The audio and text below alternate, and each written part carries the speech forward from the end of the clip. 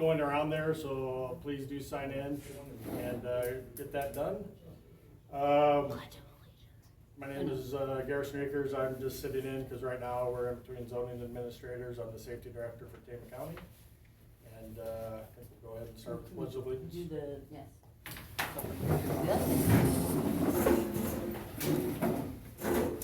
I pledge allegiance to the flag of the United States of America and to the republic for which it stands, one nation, under God, indivisible, with liberty and justice for all.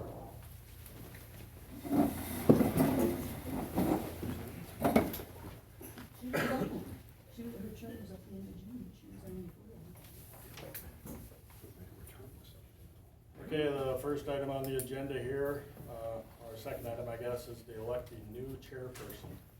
So can I get a motion to elect a new chairperson in Portland?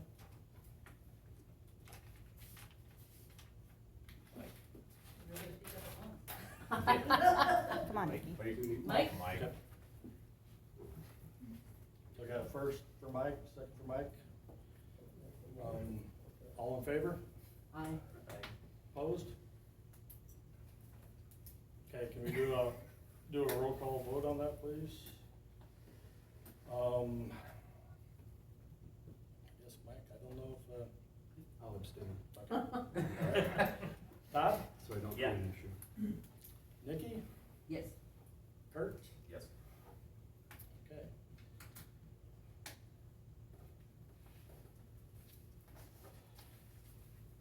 Mike, as the new chairperson, I will go ahead and pass it over Okay. to you. Approval of the previous meeting, we need a motion.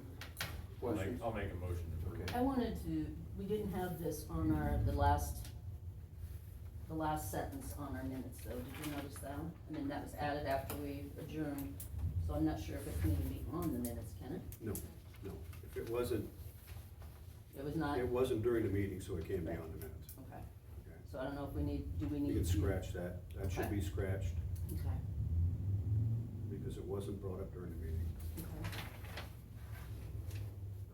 okay. Okay, that last sentence is scratched. So, motion to approve, Kurt? I'll make a motion to okay, approve. second? I approve. Okay. Motion is voted on, all in favor, aye? Aye. Aye. Approved. Opening remarks? You got it? I do not have any open remarks, other than, like I said, my name's Garrison Akers. I'm the safety director for the county and sitting in for the absence on the administrator with Todd's retirement and the new individual that will be coming on here. Should be by the 7th. Okay, we'll have presentation concerning variance request. Okay, Wonderful. Would you like me to stand? please. Okay, yep. So I'm Sarah Bougahan with Mid-American Energy. We were here a couple months ago, May 3rd, to give a presentation. Thanks for coming back. We're gonna do it all over again. We need a few more of you here, so thanks for coming back. So we are back to request variances for Vienna Wind Farm. It's our existing wind farm. We're looking at doing a repowering project. So the application that you have in front of you is the exact same as the previous, except for one change. I wanted to talk about that first. So at the May 3rd hearing, we heard a fair amount of concerns regarding road use during the project and maintaining the roads, what kind of condition they were gonna be in. So during the May 3rd meeting, we verbally agreed to enter into a road use agreement for the county in a form acceptable to the county engineer, and had already started on that process. We talked about that a little bit at the last hearing. So we made that oral commitment in writing in this application, but besides that, there's no other changes. So we can talk a little bit more about the road use agreement later, but at the first hearing, we had nobody in the project area that attended that voiced any concerns. I do understand that you did receive a letter. We reached out to the county to see, because we send our own letters too, to see if there's any correspondence going on regarding the project. We understand that you received some correspondence, so I reached out to that person. I understand they live in Texas, they're a participant in our project, they signed an easement, so I give them my phone number, in case they have any questions and concerns, they can reach out directly to me regarding the project as well.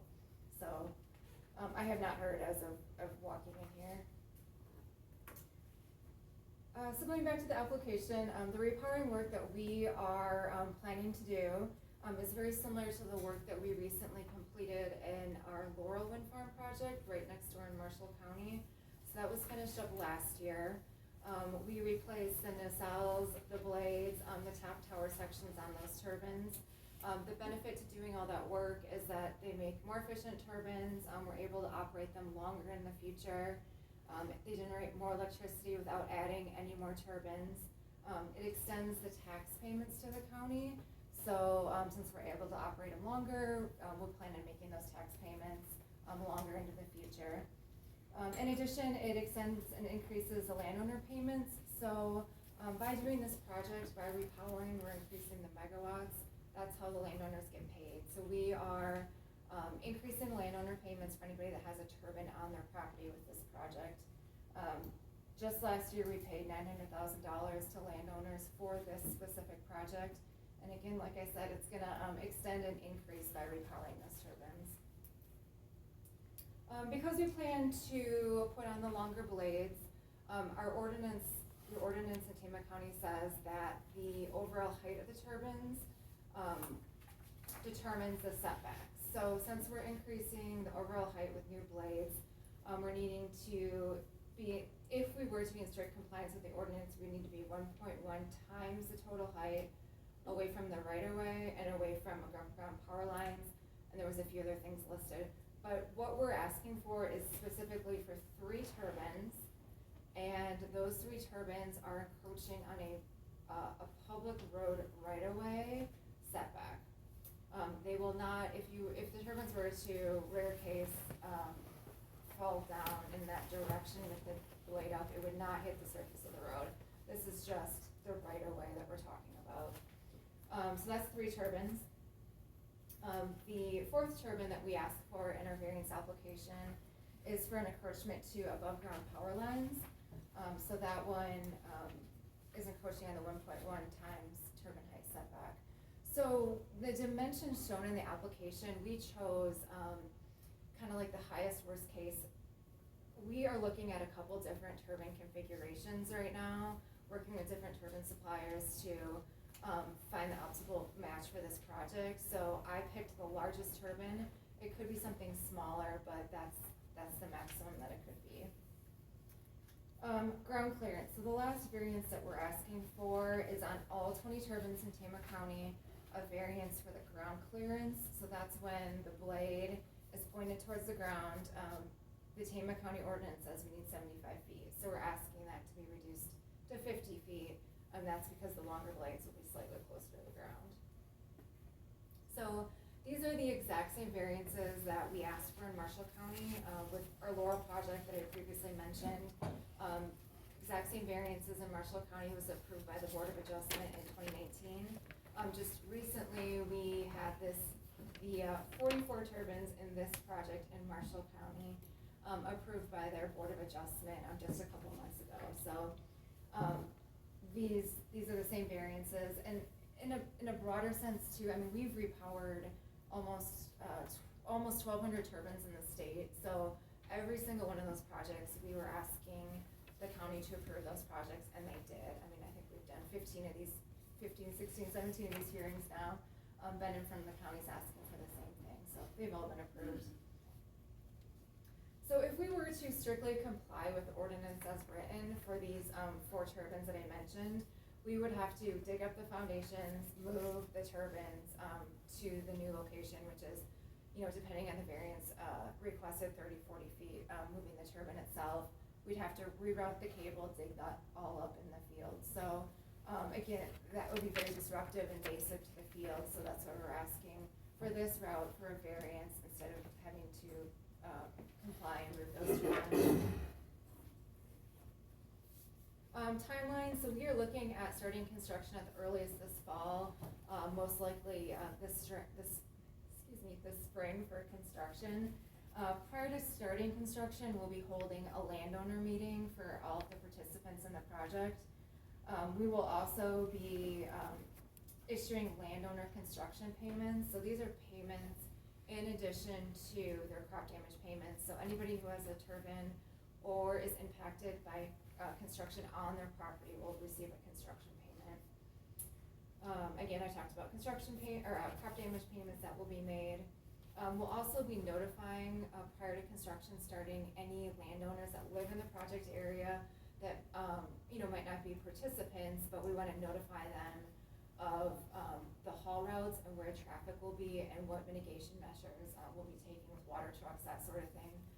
The letter will also contain a Mid-American person's direct name and phone number.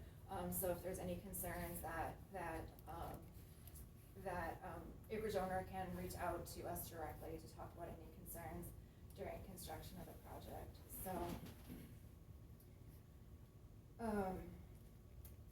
so prior to coming here today, we did do quite a few studies on the project before deciding to move forward like we do with any repowering project. We look at microwave beam pass in the area. So we have a third-party consultant that does a study for us, models what the new turbine size could do to any beam pass in the area. They ran that analysis. There's no impacts projected with this project, and I think we provided that report with the first hearing. In addition to that, we do an aviation study. So we have, again, a third-party consultant look at aviation impacts. We apply for new permits with the FAA. Those were approved. The study also came back saying that there's no impacts projected by increasing the turbine sizes. So by approving these variances tonight, it will allow us to capture more wind, create more electricity without adding any new turbines in the county. So I brought with me tonight Adam, Jared, and Jared. We could hit more on the road use agreement if you'd like to talk about that a little bit more. I know it's something we spent some time on last time, or if you have any other questions, or Adam, if I missed anything, I kind of flew through that pretty quickly since this is our second time, but just let us know. We answer questions. So, I mean, we've got Adam Jablonski on the Vice President of the Project Development Team in charge of repowering. We've got Jared Bruce, he's the engineer who oversaw the technical studies in the project, and Jared Nolan, he oversees the construction of all of our projects. So we about the full team here. If you've got any and all questions, hopefully we can answer them. Of course, I have a few. Yeah, but, great. After you said that the same variances were approved by Marshall for the Laurel Wind Farm, Yeah. and also this Vienna one, did you have the same issues with setbacks right of way, or are you talking just the blade length? Nope, same thing. So right away, above ground power lines, and ground to tip clearance, exact same three variants. Okay. Correct me if I'm wrong, but they have probably a similar ordinance They do. in Marshall County. Yeah, and yeah. as Tama, yeah, so. And I was curious to see if, last time you mentioned that you have 3 different places that you were going to look into with the decommissioned blades and things, and have you set something up with them already? Is it? Yeah, I can Jared speak to manages that. all of our blade recycling Okay. efforts that we've done over the past few years, so he can touch on what we've done and what we're considering here. Yeah, so blade recycling is, pretty early. It's an early on industry, so Mid-American's always kind of looking into new vendors that have, ideas for recycling blades or repurposing. So, we're always going to site visits and kind of seeing their methods before we trust to send our blades there. Mhm. So we've kind of partnered with a couple companies in the past. One is Carbon Rivers. They're out of Tennessee, Knoxville, Tennessee. So what they do is they grind up the blade into, quarter-sized chunks, and then they use it's called pyrolysis, but they basically bake the blades, and they can extract the glass fibers. Then they press it into mats, and they can sell it back to create second-generation products. So, there's boats, sporting equipment, and whatnot. Then there's, more of a repurposing approach where they could take the blade and cut it, there's a different shape, it's a different contour, but they cut it up into different pieces and make outdoor furniture with it. So at picnic tables, a lot of the blade it's lightweight, it's structurally sound, that's kind of what it's designed to do. So they can make, use of that. And then Another one would be kind of using it for cement kilns, so they again grind it up, and it has a high BTU value, so they can burn it, and then they take the ash and also combine it with the concrete as a binder. So those are the three companies that we've gone through, but there's multiple out there, and companies are still coming to us and, I know I did figuring some out research on the three ideas. that you'd mentioned Yeah. last time, but do you have a contract with them Yeah, now yes. at this So time? We've actually, Well, not for this specific project, we're going through the request for proposal now, but we have contracted with them in the past for other Okay. projects. previous repowers, we have done work in those three individual Okay. Yep, companies. we've contracted with. And with them. there's more vendors out there too that Jared works with and we evaluate and vet, so I'd Yeah, I say. think to Jared's point though, we ensure they can actually follow through, with what they're advertising. Jared's been to plants in Ohio, he's been to plants in Knoxville, Tennessee, to visit those, to do our own inspections, to make sure it's a real process. They're actually following through with that, and then we have contractual protections as well, to make sure that they follow Okay. through with that. Yep. Okay. I'm impressed that you guys have a contract or whatever, with the road thing, I like that. Yep.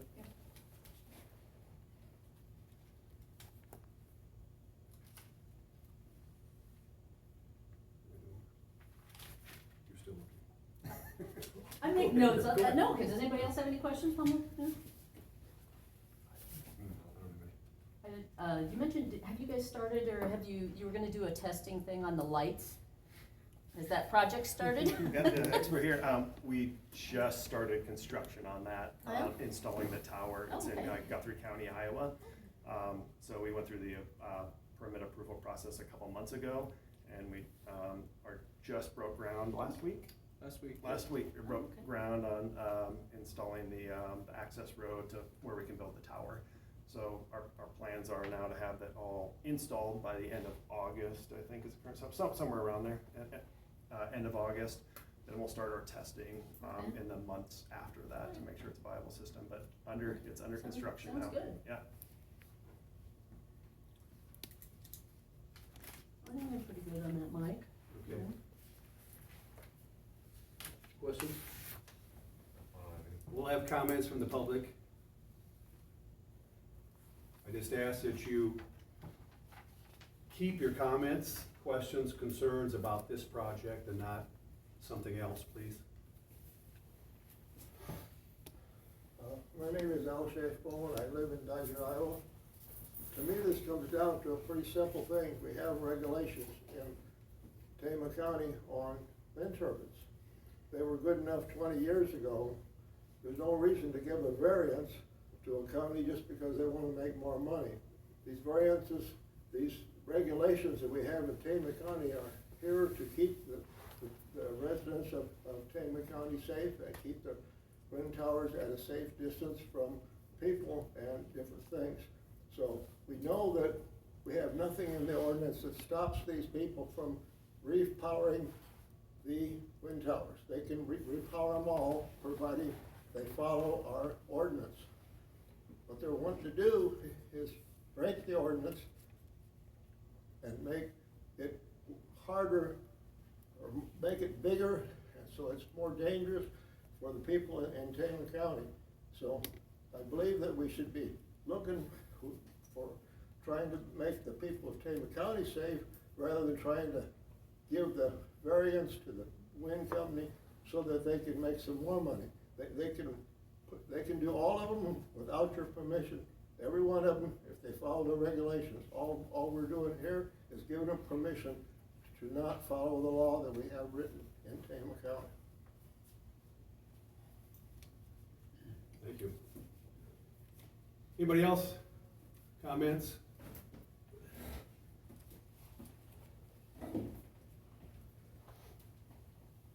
Hi, I'm Janet Wilson, and I live on our family farm near Cloutier. I'm opposed to approving the variance to reduce the setback from property lines, roads, and power lines to under 1.1 times the height of the required turbines. The Iowa Environmental Council recommends setbacks to be a minimum of 1.1 times the turbine's total height, and most Iowa counties use the 1.1 to 1.2 times the height. The Iowa Environmental Council is made up of climate policy and clean energy professionals that use science and data to drive their recommendations. Has this Board of Adjustment done any recent research to contradict their conclusions of what is safe? Considering a variance would be understandable if Tama County had stricter ordinances in place now, so allowing a variance could still keep the setbacks within the state recommended minimum. Our county is already at the minimum standards recommended by state experts from the wind industry. If braking systems fail in high winds, the blades will turn too fast, making the entire structure unstable. When braking systems fail, winds with gusts of 50 miles per hour can topple turbine towers. The taller the turbine, the easier it is for it to fall, and the risk increased according to Reuters events. I myself have lived through 4 high wind events in the past 12 years. The 2011 derecho that had 140 mile an hour winds, the Rhinebeck tornado in July of 2014, the August 2020 derecho, again with 140 mile an hour winds, and the Desert tornado on July 14th of 2021. Severe storms are increasing in intensity and frequency. We cannot risk safety by allowing blades or towers to land on our roads or power lines. It's not just a danger to nearby residents or livestock, but anyone in the area. I would suggest Mid-American Energy continue to operate as they are. If they put the longer blades on, maybe at least the 4 that are close to the right-of-way and the power lines, those should just remain as they are. She mentioned that nobody came from the Gladbrook area. There could be 2 reasons for that. One of them is that people who have signed up legally cannot say anything about it. They legally cannot do it. They've signed an easement. And the other one is that they do reach out and they send letters to landowners that say, no, if your rental tenants, if they don't want this, maybe you better look for somebody else. So they're afraid that they will lose rental ground if they say something, if their landlord wants to. So that can be 2 possible things. So thank you for considering our concerns. Did you want to comment?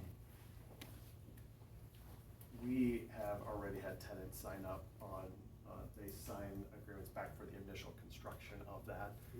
So there's no tenants who have to approve anything with this project.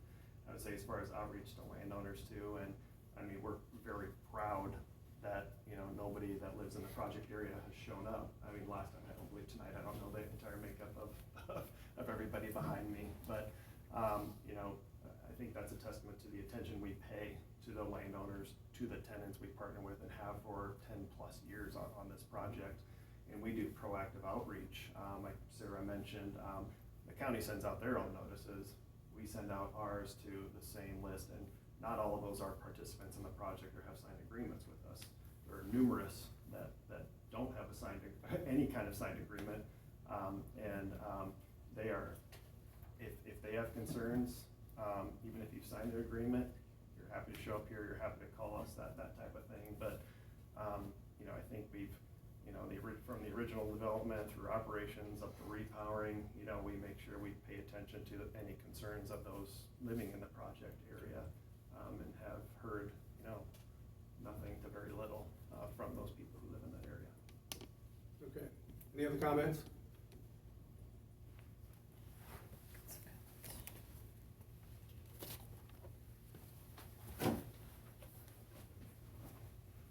Laura Wilson, I'm from Dizer. I do oppose all 3 variance requests. While myself and many others in the county do not live directly in the footprint being discussed, many people do drive past or work or volunteer in those areas. While they are saying only 3 or 4 may infringe on the right-of-way, that's still 3 or 4 turbines infringing on a right-of-way where people or animals could be. Power lines and phone lines do go way past the immediate area and could affect more people that may not be aware of what exactly is going on tonight, or they could be busy. And while the company is claiming that it would not infringe on the road, it would still overlap with the right-of-way for ditches. And the setback height would be if it fell over immediately where the base is. Momentum of things does carry past the initial fall down area, and especially in high winds, that gives it a little extra push. So it may reach a road, it may not. It's not like they're testing if a, you know, turbine's gonna fall on this specific ground where it's gonna land. That's just not reasonable to test that. While it could be simulated, you know, it's nature, things happen.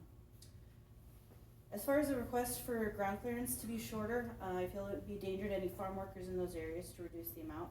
It would include farm workers besides the farmers that have signed easements. Aerial spraying around turbine projects usually requires helicopters instead of planes, and longer blades would create even more danger obstacle for those workers. Aerial spraying of chemicals is a much more efficient way of applying product than the ground method, but the helicopter or drone methods would be even further hindered by navigating the longer blade span and larger wakes and turbulences from those blade increases. Longer blades similar to what is proposed at the highest speeds could reach up to 180 miles an hour at the tip or more. Also consider that farm equipment continues to evolve even larger machines, and while DOT laws keep most farm machinery around 14 feet for traveling and storage heights, some machines can expand at higher levels for operation. And I have found at least one type of sprayer, ground sprayer, that can span 55 to 95 feet vertical mist distance, which would overlap with even the current ground clearance, but even more so if the blades were longer. And consider that a difference of 25 feet from the current ordinance may not seem huge, that is still cutting it down by a third.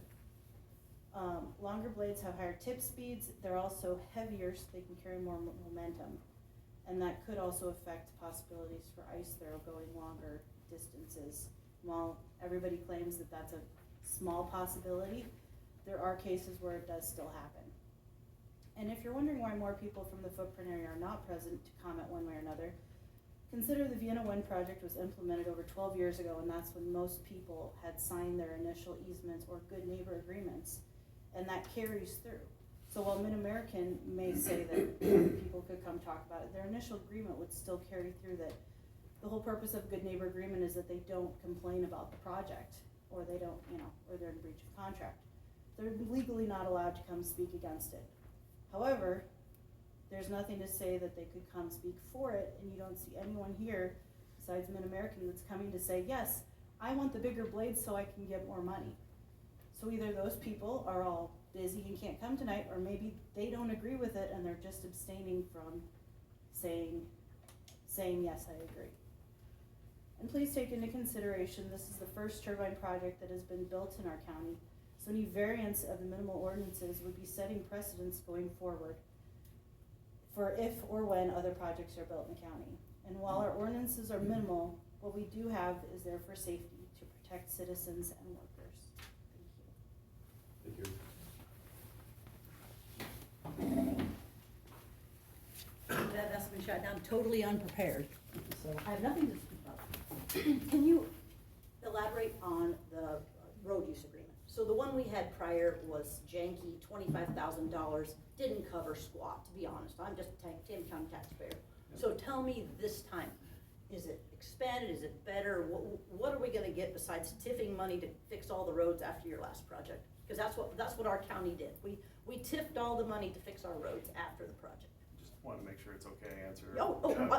I'm just here to ask questions, and I think the public wants to know. Sure. We're not here to any, I'm just asking because. Yeah, I just want to make sure that Oh, not no, that there isn't a we're further fine. No, Q&A, I'm just but- looking for some Yeah, feedback. so if you have concerns, I would say talk to the county engineer. It will need to be acceptable to him. We're willing, I mean, we do this, I think I said this last time, we'll do this regardless if we have an agreement in place, but it'll make sure it maintains the roads during the construction process, dust control, mag chloride application, water trucks, all of that. Make sure we have motor graders moving to make sure the road's smooth for access. Is there any like cap on the money you're willing to spend? So if I complain that my road, you're traveling my road and I'm not happy, is there any? There'll be no cap. Because the last time there was $25,000, which was not enough to even spit on my road. So I'm just asking to be, so these people know. There's no cap. It's basically at a high level, our commitment is to maintain first during construction, make sure it's safe. Yep. And then two, get it back into a condition that existed prior to construction. Okay. Whatever that takes is on us. And we're gonna have a written agreement this time that's Yes, ma'am. on you, it's not Yes, just a ma'am. $25,000, we'll fix up Yes, to ma'am. $25,000. And we could probably give you a dozen different county engineers across Iowa who have signed something similar, Okay. been satisfactory with it. Jared can talk about this more of the specifics, but we'll do drive arounds with the engineer at the end of the project and they'll sign off. You know, that And I every know single you're road doing is it more in the fine. winter now, so there's not probably as much damage to the Yeah. roads, but I think you did Laurel during the winter, right? Did you do Laurel in the winter? Some of it. Some of it during the Yeah, winter. yeah. Yeah, I'm Um, familiar with, because I work in Marshall County, but, Sure. right. But yeah, the county will sign, the county engineer will approve that the roads are put back into the right condition. Sometimes they would rather do the work than us if they notify, or if they identify any deficiencies, and we'll Okay. just reimburse them for the cost to do that. Okay. And then ultimately, the board of supervisors, we ask them to sign off on it and approve it. So it goes through multiple approval methods is the way we usually sign them up. And then I would say if there's any concerns you have, let the county engineer know, and we'll make sure that that's addressed in the agreement as we wanna come to an agreement before we start construction. We have to. Okay, Yeah. okay, I appreciate the feedback, I Sure. honestly do, I'm just asking a question. The other thing I think I'd like to bring up, which I don't think there's any proof in our county, but I will tell you that if you live in my part of the county where seed corn is prevalent, the seed corn companies are going away from any county that has wind in it. I mean, if you look at Nevada, they're dropping all their acres in Story County, they're dropping their acres in Tama County. If you ask any seed corn producer how many acres they've lost from producing seed corn, it's huge. That's our ag economy that we depend on, and they don't wanna fly around. I'm sorry, but helicopters cost more money, it's more danger, and if you look at the seed corn acres that we're producing in Tama County right now, big difference. So, look out for your farmers. I mean, these guys are the salt and, they're the bread and butter of this county. And it's our job to protect them, protect their livelihood, and do the right thing for them. So, before you just make this decision, I said, think about the people who have lived here for 50 years, have been farmers for 3 generations, because they're losing revenue due to the lack of seed corn. Seed corn pays better than producing a regular crop. So just talk to your farmer friends, talk to your neighbors, and find out how many acres we've lost. Look at all the acres that are not planted this year, because they're concerned about how they have to spray, what they have to do. Is it change the weather pattern? I mean, there's a lot of things to consider. So please do your homework. Before you make a decision, please do your homework. So, thank you. Sorry I'm unprepared. No, if I can answer. You can. On the seed corn part, these easements specifically have seed corn provisions in there where we have to take specific measures. Yeah, I know you have to shut down. I get it. I Yeah, understand. no, not on the spraying side, I'll get to that, okay. but on the, how we, do construction on the project, we can only do a certain time of year, we have to segregate it off with fencing. Right. But there's specific provisions So in I've there read that we your have to agreements, follow. trust me, I've read them 100 times, I get them. I'm just saying, those companies are not gonna say that they're gonna take away acres. But if you look at the number of acres of seed corn we have right now in Tama County, with the project in Gladbrook and with proposed projects going forward, they don't want anything to do with them. And that's the same thing that's happening in Story County. I mean, unfortunately for me, I have friends that are in the industry that pick seed corn and they're losing acres and nobody will admit it, but, I would guess if you talk to them across the beer at the bar, they would tell you why it's happening. And then just to reiterate another point, I don't know if I made this, but all of our easements are voluntary. So that landowner gets to make the decision for what happens on his. Right, but his my property. landowner doesn't have a turbine, Yep. but he has seed corn next to it. Yep. So, he doesn't have a choice. So I get your landowner has a Yep. choice, And then but my neighbor doesn't have a choice. I, at one point in time, managed the operations of this wind farm we're talking about Huh? and the Laurel Wind Farm in Marshall County. Yep. And we always proactively said, we will turn off our turbines and rotate them to allow aerial sprayers Right, to go, to make it easy for them. Yeah. I think I manage the operations for that, we volunteered on a regular basis. I think I got one call ever in 2 years from an aerial applicator, and they still sprayed. We had technicians out there all the time, and they learned how to spray around the turbines, even when we volunteered to try to make it easier for them. Right, but I think the weather pattern is different, and if you look down in Jasper County right now, they're burning up, drying, they have you can't tell me that 300 or 200 mile an hour wind doesn't change the weather pattern, And so the drought, it just changes the landscape of our county, and I just wanna bring that up, so thank you for your time, I appreciate it. Yes, Can I ask a question of these fellows? sure, go ahead. If they do not approve the variance, you can repower all the wind towers except for the 3, right? No, there's variances on all of them. The blades are bigger on all So of them. different variances, but there's at least one variance on all of the turbines. Yeah, and the reason it's beneficial, I think Sarah stated this earlier, is, when you put the longer blades on, we're able to capture more energy using that existing turbine. You know, we don't have to build new turbines to get that energy there, so, that's a benefit, and we've done 1,200 of these before, and, since 2017. Yeah. All the way back to 2017, but yeah, that's the So it's benefit not of just variance. one turbine that's gonna be lowered to 50 foot, they're all gonna be lowered to 50 foot. Yep, and we've done that Yeah. with multiple other turbines already, Well, and that without doesn't issue make for any years. difference to me. If you've done it to others, it's still wrong to do No, that. he answered your question. That's. Okay, thank you. Okay. Okay, comments? Let's see if you guys still look at it afterwards. Hi, my name is Heather Knibble from rural Traer. So I oppose this variance request as I did on May 3rd, 2023, when it wasn't approved by the Board of Adjustment by a vote of 2-1. But here we are again, having a redo of the meeting. So I live 5 miles from the Vienna turbines. I sit in my living room every night and watch the red lights flash like I'm looking at an airport. I can see 14 from my house at night. I watch my kids playing outside and see the turbines spinning. I oppose this variance request to repower Vienna for several reasons. The blades will now be 50 foot off the ground, which is a risk to anyone nearby and in the fields. And the setback of less than 1.1 times the turbine height is dangerous to anyone driving by. I feel horrible for the people that live around turbines. This project was approved over 10 years ago. No one knew much about the potential negative effects on humans and animals back then. When companies get the locals to sign good neighbor agreements, this means they are not allowed to speak up against or sue the wind company that owns the project. There could be several people in the footprint with headaches, racing heart, anxiety, etc., and they cannot be here to say no. Appreciate your sincere consideration to the Board of Adjustment to do research and not feel obligated to approve this today. The other very important point that I really want you guys to listen to that I wanted to bring up is that a vote today cannot be done on this variance request. This is due to a vacancy in the Board of Adjustment in June and the supervisors not filling this position. As you know, Nancy Carlson resigned and there is an empty seat. So I wanted to read to you guys, per Iowa Code 335.11, membership of board, the Board of Adjustment shall consist of 5 members who are eligible electors as defined in section 39.3 and who reside within the county but outside the corporate limits of any city, each to be appointed for a term of 5 years, excepting that when the board shall first be created, 1 member shall be appointed for a term of 5 years, 1 for a term of 4 years, 1 for a term of 3 years, 1 for a term of 2 years, and 1 for a term of 1 year. Members shall be removable for cause by appointing authority upon written charges and after public hearing.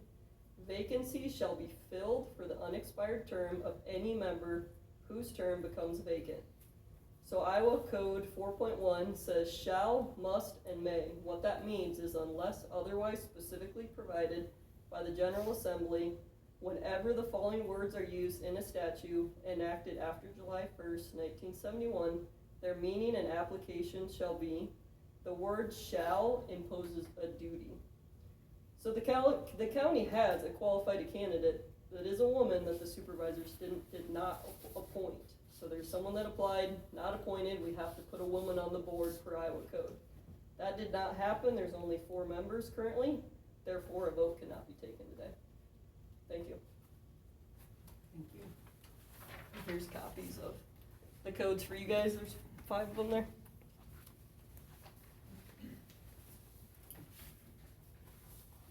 I'd like to make a comment if I can. Sure. Well, I don't see a timer there, so you're not doing like the last hearing I was at, cutting it short. If you go past 15 minutes, I might cut you off. You'll let me know. Okay. I'm sorry, what was your name? I missed it. Yeah, My name is Lynn Snell from Elberon. My wife and I live in a little 2-lot plot in the city of Elberon, and a few years ago, wind turbines really didn't mean much to us. But I'm also representing Elberon on the Tama County Landfill Disposable Commission. And it has come up several times. Over a year ago, one of our members, actually the member that was from Traer, brought it up that what we were going to do when these things started failing and the blades and all this comes into the landfill. It's pretty well known in the landfill disposal business in the state that nobody wants them, because they're so large you can't do anything with them. They covered that, the blade disposal. Yeah. I'm sorry? They covered the disposal of the blades. I see. So you don't want to hear what I have to say then? They covered that they had 3 companies that they work with to dispose of the blades. You were talking about the blades going to the Tama County landfill, and that's not gonna happen. So, I don't know if it's. Well, I realize it's not gonna happen because we passed them and put it in our bylaws that we Okay. weren't gonna accept them. Okay. And that goes for the solar and the lithium batteries also. Okay, Thank you. thank you. Comments?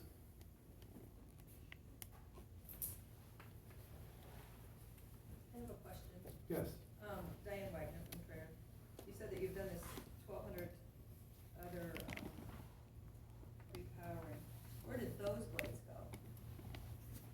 I'm sure it isn't just specific for this project that you're checking on for Yeah. other vendors. So, early on, there was no other, this was why I said we started this in 2017. You know, in those early year or two, I can't remember exactly what year it started, they did go to landfills, but then we made a commitment, after the first couple of years to do recycling on all of our blades and have been the last few years on all of our projects. Is that by your choice? Choice. Or? Choice, there's no law that requires us to do that. So But, there aren't any landfills in Iowa that do have the blades in them?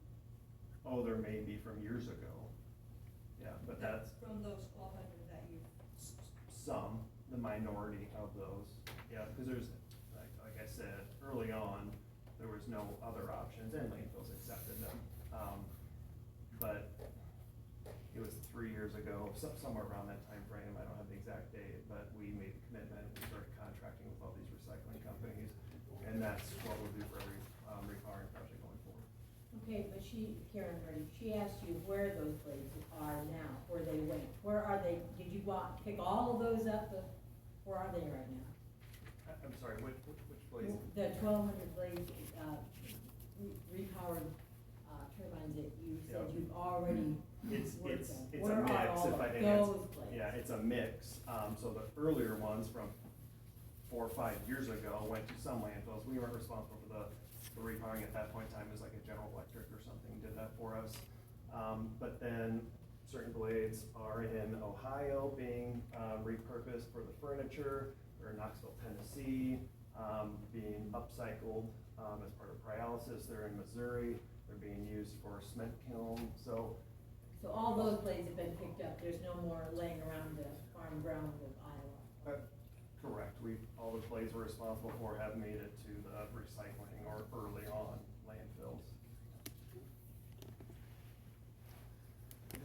I've got a question. Yes.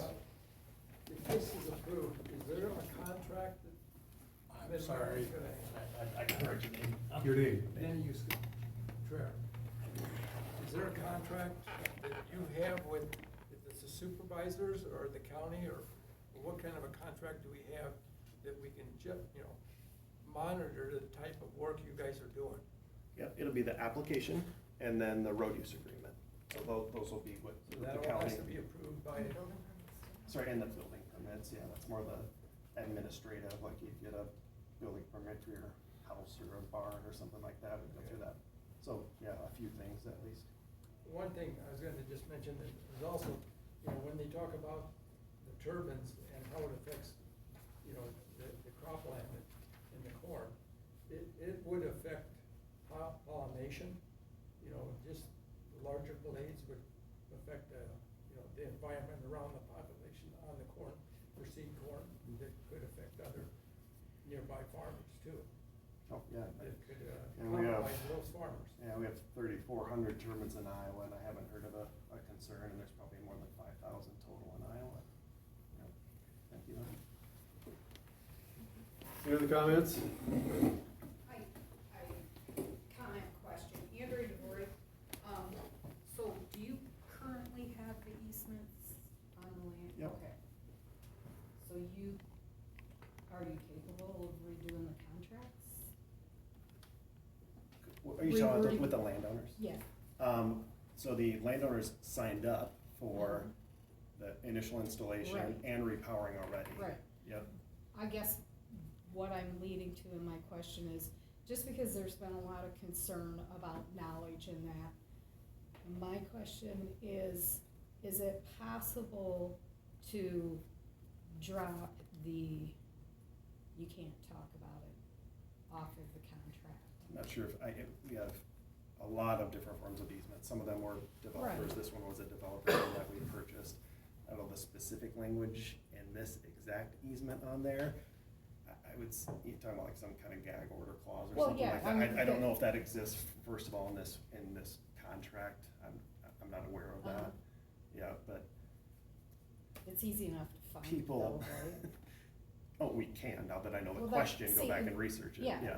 I guess the reason why I'm asking this is because there's a lot of back and forth on the knowledge and the lack of knowledge because they can't talk about it and that kind of thing, so. Do you have some specific examples of those people who said they can't? Cause I'm curious, cause we're always say, Well- you know, you can show up and you can comment and we're making you Yeah. aware of these. Yeah, and- and We I'm got not, supervisors on set that they can reach out to with Yep, we have questions. supervisors there with other questions and concerns. Send and out landowner maintenance. newsletters all the time, you know, On providing more education. information, updated contact information. There's actually an 800 number that transfers from supervisor to supervisor. I really appreciate Yeah. all that, because that lifts concerns. But if it wasn't in the contract, then some of these people that have like good neighbor policies, or I'm just saying that might be a clarification on all the back and forth of whether this is happening, whether it isn't happening, and you're not gonna know because people aren't talking.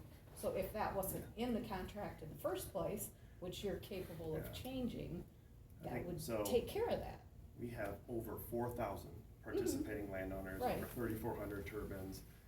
We hear from them regularly. If there is any issues, and we're open about that, come to us if you have any issues. You know, we're Okay, not but do scared you to pass address that those. along to public knowledge? I mean, I guess, see if This is they. a public meeting, so. Well, yeah. right, Yep. but nobody's here on the other side, that's Yeah, why we're proud I'm of that, saying. yep. Yeah, and I get that. Yep. I understand. I guess what I'm saying is, if that stipulation wasn't in there at all, there would be more clarity in the whole entire thing, both sides. Is it, a question, do you know if there's a gag order in this? I don't, and that's what I said. Yeah, We have that's why I'm dozens of asking. forms of easements. That's and I the don't- whole purpose of a good neighbor agreement, is that they do not talk out Okay, against. Is that in this agreement? I don't know. I haven't. There are people in the I wouldn't say community that that's have the good neighbor purpose of the agreements. good neighbor agreement, it's No. realizing think- that there is some impact. They get $500 a month to not talk. That's what they get. My brother-in-law has one, and he gets $500 a year. I'm sorry, a year. I said a month. I apologize. He gets $500 a year to not complain or say anything or. Okay, you know. so he signed the agreement then, is what he did? Voluntarily, right. Yeah, because he voluntarily signed it. Yeah. He did. You're right. Again, with no education, no knowledge of what really he was signing up for. So now Yeah. we're 5 years down the Yeah, road. yeah, I understand and that. he's learning, and now we're educating as a group. Okay. And now he's like, wow. Yeah, so Well, I made a mistake, but there's nothing he can do because He signed the And- contract. And easement is an easement. It transfers to the next person that buys his house has the same transfer, it transfers to the next buyer. So when you sell to the next guy, he can't complain either, so. And so a developer an did easement that. travels- See, and that's, Right. and the developer is the one that originally put this That's program right. So- together. so, yes, to his Mid-America defense- to bought his the defense, program from them. It was a developer, they So- bought the project. So from the they developer. didn't actually, But the clause is still in there. it's still in there because they bought Yes. We The took back. assignment of But the they knew easements, what they were right? buying, they buy that for a reason, they want that protection. Oh, I have no idea, man. Yeah, I have no idea. I mean, I'm. I guess I that's, think what she's asking is, can you change it? Yeah, that- Now that you Can you own make an it, amendment to the easement so that This is other part of the people can- reason We have an why open I'm door wondering. policy. If there's a participant who has voluntarily signed an easement with us, they are free to come request anything from us or bring any concerns to us. Unfortunately, I mean, for this project, it's been operating for 10 plus years. And when that easement was signed, I would say the first turbines in Iowa were installed in the late 90s. So there had been turbines in Iowa for 10 years already, before anything was signed. So if you've driven across Iowa, you know turbines are almost a common part of the Iowa landscape anymore. And they've been around since the late 90s, I think 98 if I'm right, so about 25 years already. So unfortunately, when they signed that agreement, it wasn't new to Iowa at that time. Yeah, I Right, understand if it was the nobody had first any one. education, which, Yeah. it's not to their fault, I'm not bitching on my Yeah. brother-in-law or anybody else. I'm just saying that, you know, when you don't have a lot of background or education, you know, you take your $500 a year and think it's, you know, a great deal until maybe you would like to speak up and you cannot. And then- Which is really kind of too bad. Yeah, and the way the developers usually did that, I would assume they did this in the same way, is they'll offer it, you don't have to sign it, it's a voluntary agreement, just like 100% of our easements and agreements are voluntary. I'd say it's more an acknowledgement and, you know, there is some minor inconvenience or impact being within the project area, and that's why it's And voluntary. those acreage owners, you know, they usually can't host a wind turbine on their property, but they live in the project area, so there's some construction impacts or whatever that may be. So if It's any of- consideration for that. Sorry, I didn't mean to interrupt. If any of them had shown up tonight, would that have caused any backlash with Mid-American against those acreage No. owners I can, for breaching that original contract that you inherited? I've been with the company for 16 years. I started out with the company in the right-of-way department where I was going out and talking to landowners. I don't have 100% history on every single communication, but there's been multiple landowners who have spoken out publicly, participated publicly to us in person. There's no backlash from us. We're open. You can talk to us, you can come to a permit hearing and you can express your concerns. Okay, Yeah. I guess if, yeah, I'm sorry, go ahead. We were gonna say, we do send out landowner surveys at the end of our Right. repowering projects, construction projects requesting feedback. We'll do the same here. Okay. I mean, Well, that's good. everybody, we wanna know what the concerns are. That's how we This is learn. getting into a lot of internal goals and stuff like that, but we have customer service goals internal to my department, where we